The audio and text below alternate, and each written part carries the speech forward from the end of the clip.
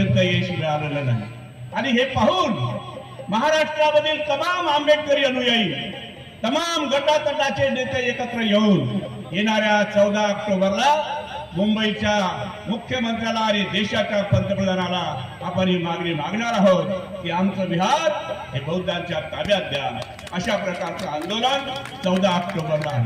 14 October या ठिकाणी आपल्या मनामध्ये शंका येते की हा खऱ्या अर्थानं धम्मचक्र प्रवर्तन दिवस आहे का? काही लोकांचं म्हणणं आहे अशोक विजयादशमी हा आहे, काहींचं म्हणणं आहे 14 ऑक्टोबर आहे। बांधवांनो, डॉक्टर बाबासाहेब आंबेडकरांनी धम्मदेश देतावेळी त्या भाषणामध्ये सांगितलं की मी आज या ठिकाणी अशोक विजयादशमीच्या निमित्तानं बुद्ध धम्माची दीक्षा घेत आहोत आणि आपल्याला देत आहोत। योगायोगाने आजची तारीख 14 आलेली आहे। हा उच्चार डॉक्टर बाबासाहेब आंबेडकरांनी केलेला आणि बांधवांनो, त्यावेळेचे जे आयोजक होते